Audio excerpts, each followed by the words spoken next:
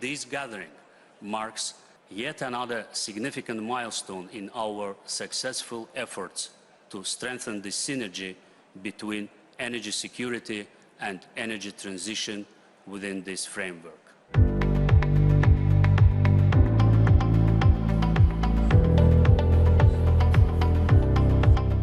Energy leaders from around the world gathered for a crucial meeting in Baku.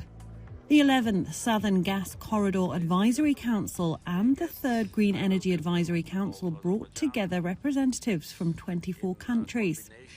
The focus was on strengthening a strategic energy partnership between the European Union and Azerbaijan, with the aim to deliver not just natural gas, but new momentum in renewables, energy efficiency, security, environmental protection and cleaner energy. When we get rid of Russian gas in Europe, obviously we need alternatives, and many of the countries here today are willing to help us find those alternatives.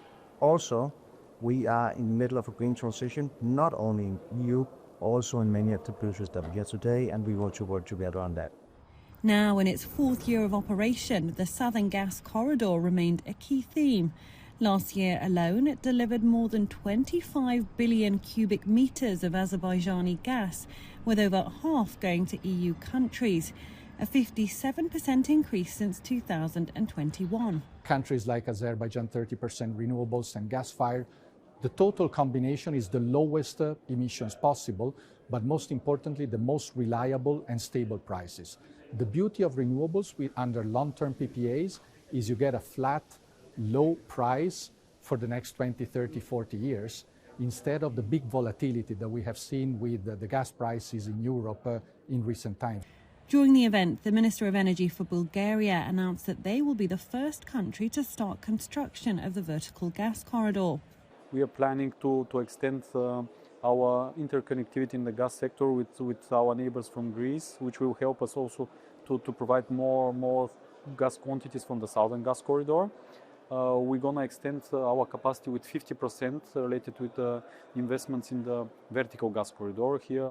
Industry leaders and officials also tackled key priorities, like investing in infrastructure, reducing methane emissions and building greener energy networks. This project is really important because in Uzbekistan we have really ambitious goals. By 2030, we're committed to install the renewable capacities, at least 50% of the renewable capacities in Uzbekistan.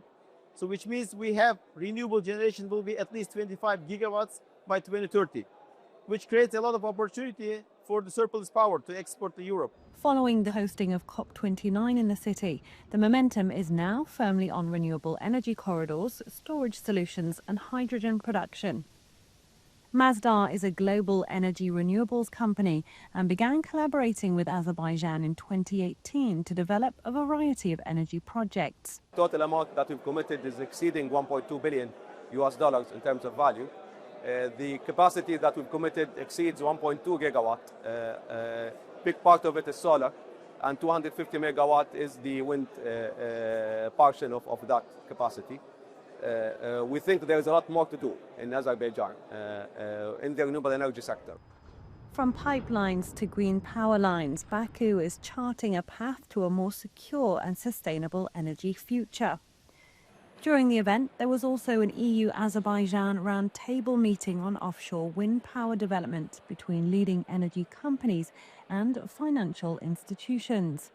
Today already signed contracts with our investors on solar and wind power stations will allow us to have by 2030 6 gigawatt of solar and wind energy.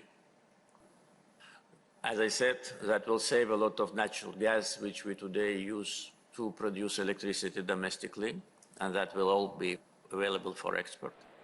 The energy ministries of Azerbaijan, Kazakhstan and Uzbekistan also signed a memorandum at the event for the Caspian Green Energy Corridor. The goal is to unlock cross-border electricity trade and accelerate the region's shift to renewables. In Baku, the discussions reinforced the message that energy diplomacy is not just about powering nations, it's also about powering the future.